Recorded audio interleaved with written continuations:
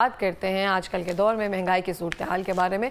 जब भी हम घर की बात कर रहे होते हैं या दिन की शुरुआत होती है तो सुबह उठते ही एक ही सवाल पूछा जाता है, आज क्या पकाना है या आज क्या खाना है, आज क्या पकाया जाए। पहले तो घर में इस तरह से मौजूद होता था कि इतवार बाज़ार गए, सब्जियां आ गई, घर में एक स्टॉक जमा हो गया। लेकिन अब ये सोचा जाता है कि सब्ज़ी की कीमत जो है सबसे कम है उसको पका लिया जाए। और ये सब सूरत हाल चल रही है महंगाई का, हमें पता है कि क्या सूरत हाल चल रही है। तमाम चीज़ों में किस तरह से इजाफा होता जा रहा है, हमारी अपनी ज़ाती ज़िंदगियों में जिस तरह से कड़वाहट घुलती जा रही है। हमारी ज़ुबानें इस तरह से शरीनी तो रही नहीं है, लेकिन जो असल में चीनी की कीमतें हैं वो भी हाइप पकड़ती जा रही हैं।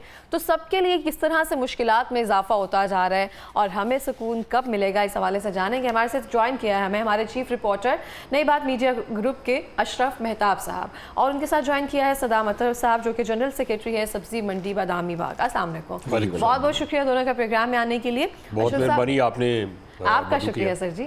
अशरफ साहब, मैं आपसे जानना चाहती हूँ कि अभी मौजूदा सूरत हाल सब्जी मंडियों की क्या है, और अगर हम चीनी की कीमतों पे आएँ तो उसकी क्या सूरत हाल है आम बाज़ार में, मार्केट्स में।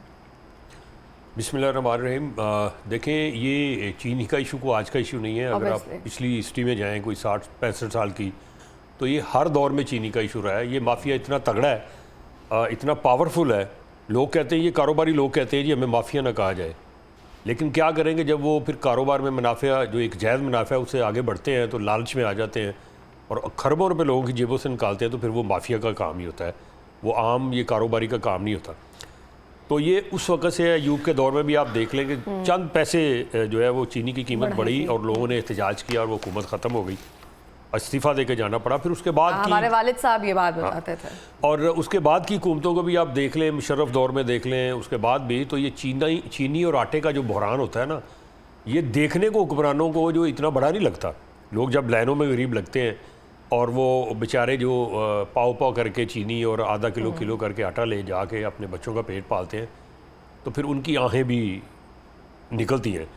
तो ये समझते हैं शायद इनकी हुकूमत किसी और ने ख़त्म की। ये सबसे बड़ी जो गरीब की आय है ना, उसका डायरेक्ट वास्ता अल्लाह ताला के साथ होता है, बीच में कोई उसके नहीं और कोई रुकावट होती। ये बहुत अच्छी बात तो वो फिर इनकी ये 5 से 6 हुकूमतें अब तक जो है जा चुकी हैं, आटे के बहरान से, चीनी के बहरान से। अभी भी ये माफिया जो है ना, बात यार इसको बोदर क्यों नहीं किया जाता जब सबको पता है कि ये इस तरह से तरतीब से चल रहा है, तो फिर इसको बोदर क्यों नहीं किया जाता? ये इसलिए नहीं किया जाता कि इन लोगों के हाथ बड़े लंबे हैं। ये हुक्मरान जो हैं इस वक्त बैठे हुए, आप देखें जो जितनी भी इस वक्त मिले हैं पाकिस्तान के अंदर, अगर देखें तो 90% मिले तकरीबन इन्हीं हुक्मरानों की है, इन्हीं के बेटों की है, इनके बच्चों की, इनके भाइयों की, इनकी अपनी है। तो मुझे ये बताएं, जब हुक्मरान ऐवानों में बैठे होंगे तो अपने खिलाफ क्या कानून लाएंगे? ये मिली भगत करते हैं, जो 100 वाली चीनी है उसको 200 पे ले जाते हैं, फिर उसके बाद ये हुकूमत हरकत में आती है, पहले नहीं आती, फिर ये मिली भगत करते हैं, फिर एक रेट मुकर्रर करते हैं। पिछले ही आप देख लें रेट में 100 रुपये की चीनी इन्होंने बैठ के कमेटी के सामने बैठ के हलफ दिया और कहा जी बिल्कुल 100 रुपये में हमें वारे में है, यानी प्रॉफिट भी इसमें शामिल है।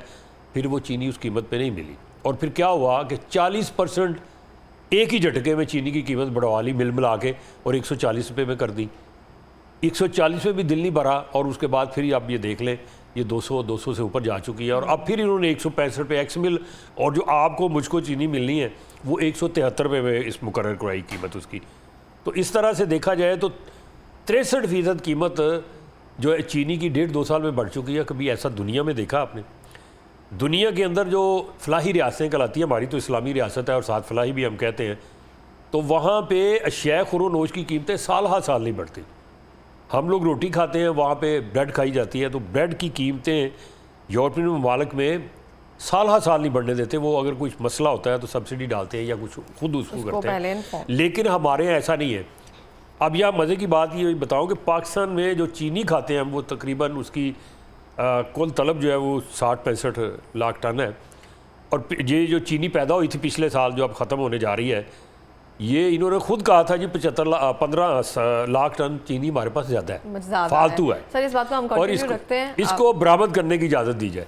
फिर वो चीनी बरामद कर ली, लालच में हुकूमत भी आई, डॉलर आएंगे, चीनी बरामद कर ली, फिर चीनी दरामद भी कर ली। वो डॉलर आए थे, वो डॉलर चले भी गए। अब फिर ऐसे ही हो रहा है। फिर इन्होंने यही कहा है, अब अगर वाफर मकदार में चीनी मौजूद थी और सारा कुछ हुकूमत को पता है कहाँ कहाँ पर पड़ी हुई है चीनी, तो फिर इन्होंने एक्शन क्यों नहीं किया? वो किधर गई चीनी? अगर आपने 5 लाख या 5.5, 6, 7 लाख टन भी की हो तो इतनी तो पड़ी हुई है। तो अगर पड़ी हुई तो गैप किधर हो गई? स्मगलिंग भी नहीं हो रही कहीं पे, कोई ऐसी बात भी नहीं हो रही।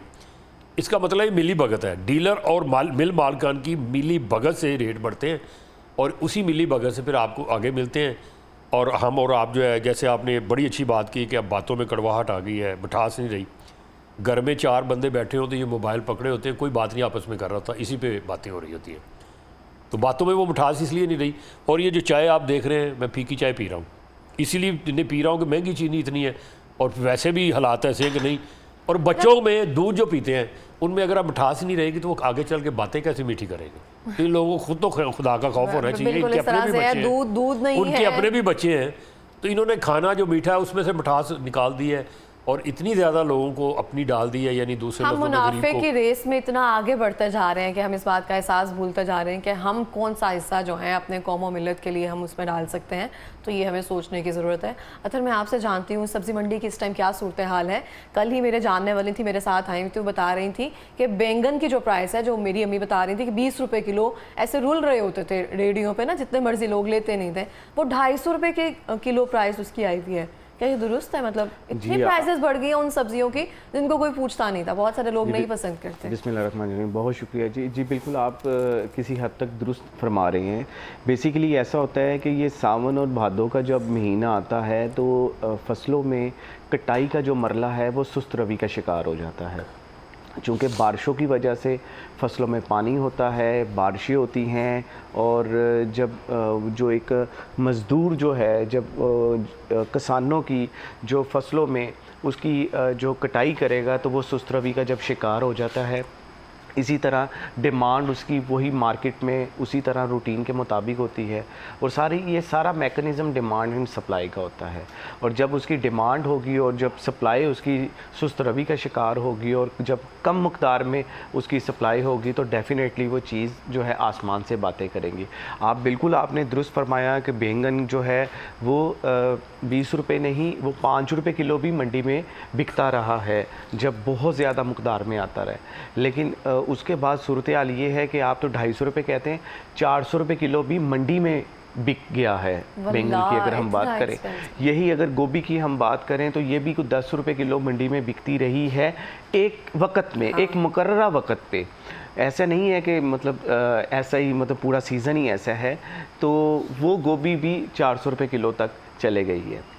अगर हम इंपोर्ट आइटम्स की अगर हम बात करें तो जिस तरह से अदरक है, लहसुन है, और इस वक्त खीरा जो है हम अफ़गानिस्तान से इंपोर्ट करते हैं, अदरक और लहसुन जो है हम चाइना से इंपोर्ट करते हैं, थाईलैंड से हम लोग अदरक इंपोर्ट करते हैं। और इसके साथ अगर अभी टमाटर की हम बात करें तो बिल्कुल आपकी वालदा मोहतरमा ने बिल्कुल ये भी बताया होगा कि आज से कुछ दिन पहले टमाटर जो है वो बहुत सस्ते और रेडियो में 20 रुपये किलो, 10 रुपये किलो जो है ना वो टमाटर थे, और आज वही टमाटर मार्केट में जो थोक रेट पे 170 रुपये किलो बिक गए हैं। तो डेफ़िनेटली अगर 170 रुपये मार्केट में अगर बिके हैं तो डेफ़िनेटली बाहर 190 रुपये किलो मार्केट में आपको मिलेंगे। तो ये सारी डिमांड और सप्लाई की बात होती है। और बेसिकली ऐसा है कि इसमें मैं बिल्कुल एक इसका दोष दूंगा government of Punjab, government of Pakistan को। क्या इनको नहीं पता कि सावन का महीना आ रहा है? क्या इनको नहीं पता कि भादों का महीना आ रहा है?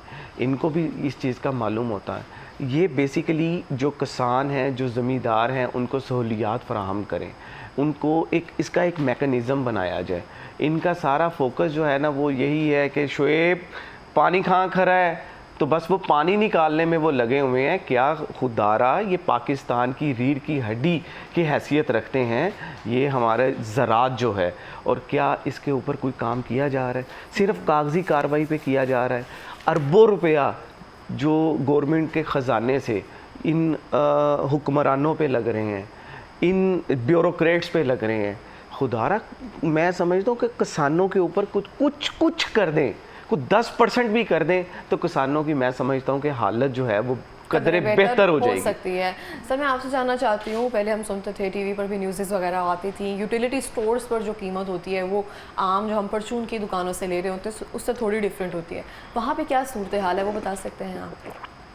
यूटिलिटी स्टोर तो बंद हो गए, हुकूमत ने यूटिलिटी स्टोर जो सेक्टर था उसको क्लोज़ कर दिया है 31 जुलाई लेकिन तक। ये तो उस आसान था ना उनके लिए, कुछ ना कुछ चलो मिल जाते थे। 4-5 रुपए का रिलीफ जो है वो पूरी अगर ग्रोसरी में से देखें तो बहुत उनके लिए बन जाता बिल्कुल था। सही बात है आपकी कि वो अब गवर्नमेंट का ये कहना है कि इसमें करप्शन बहुत ज़्यादा होती है, ख़ास तौर पे जो इंतज़ामिया यूटिलिटी स्टोर की, वो अशिया खुरोनोश जो है वो स्टैंडर्ड की नहीं लाते, गैर मेयारी लेके आते हैं और हुकूमत से सब्सिडी ले लेते हैं।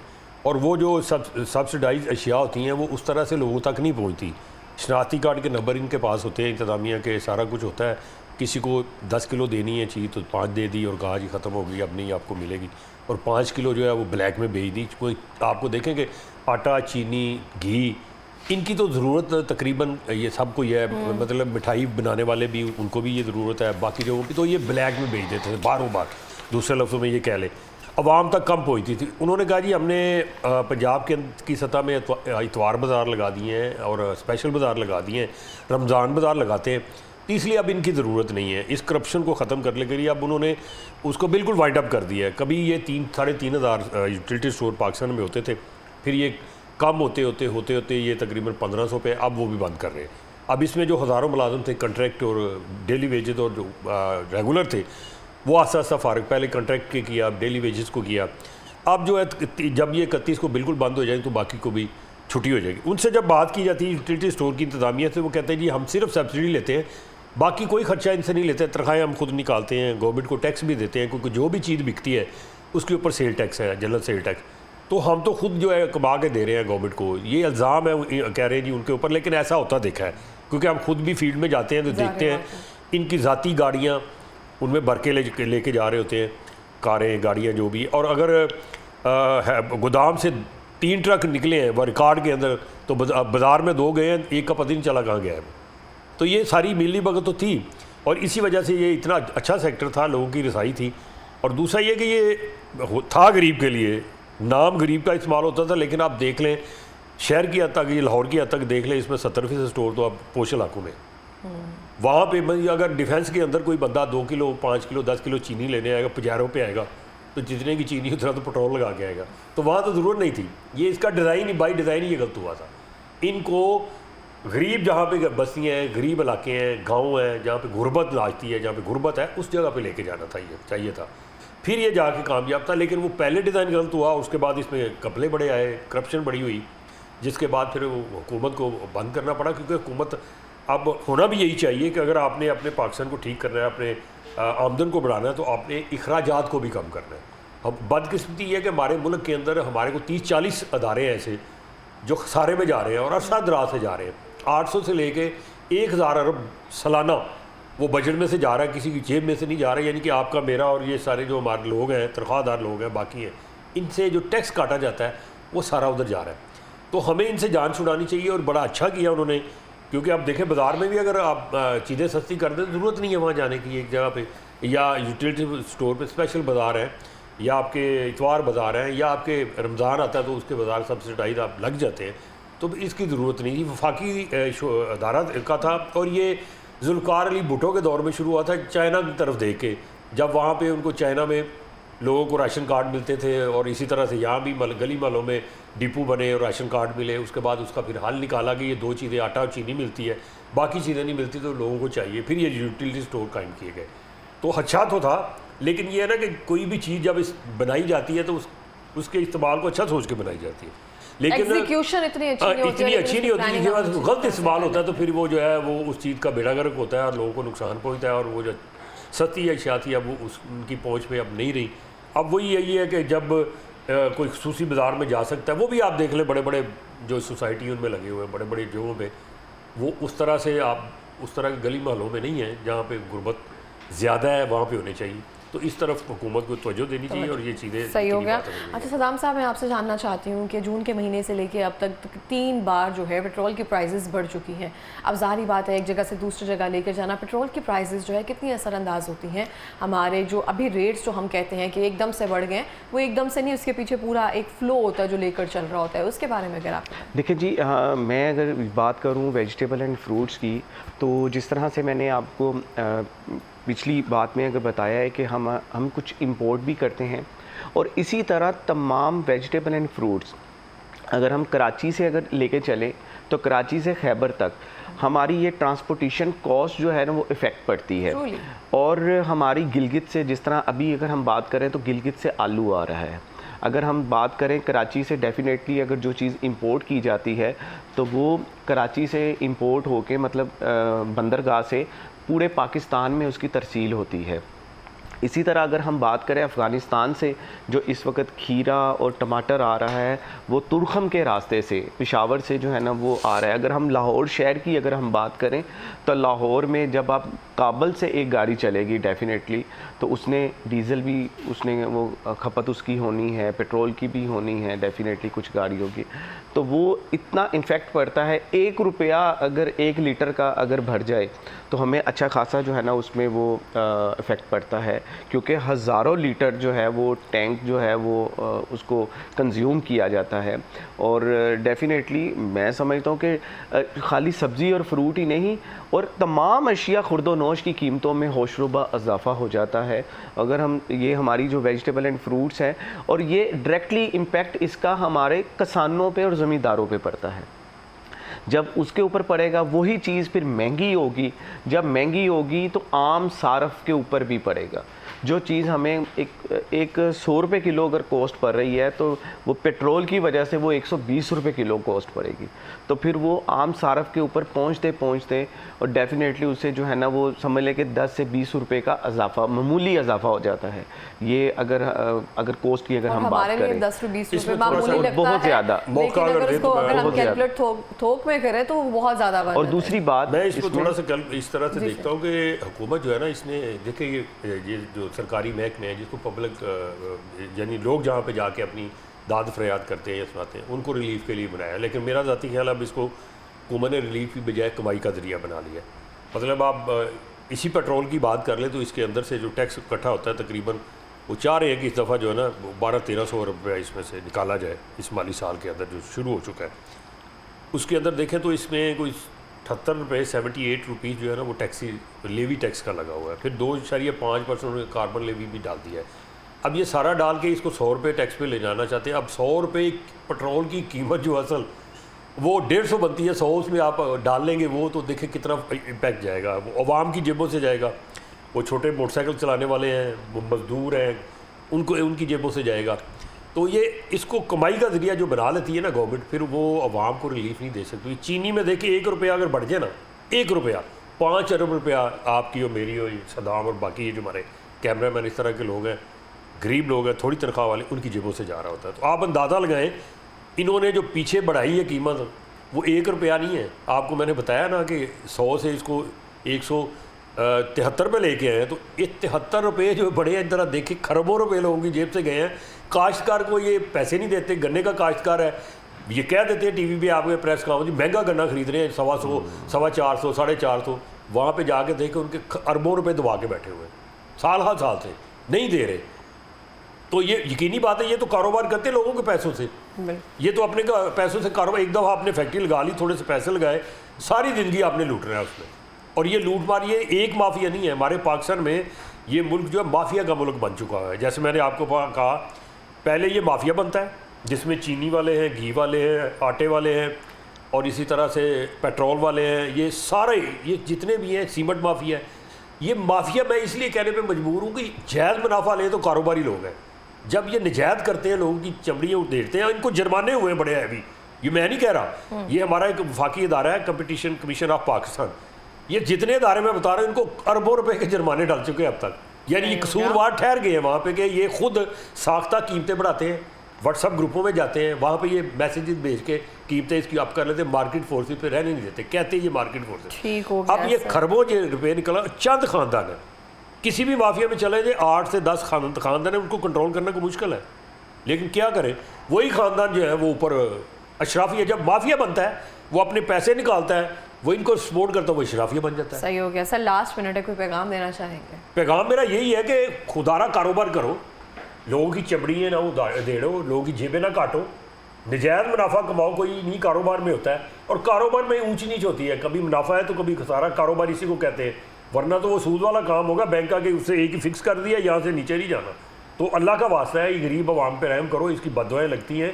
आपको फिर अल्लाह ताला माफ़ करे, मैं कहना नहीं चाहता, जब आपकी आखिरी हालत होती है, आखिरी उम्र होती है, तो आपको वो बीमारियाँ लगती हैं जो आप सोच नहीं सकते।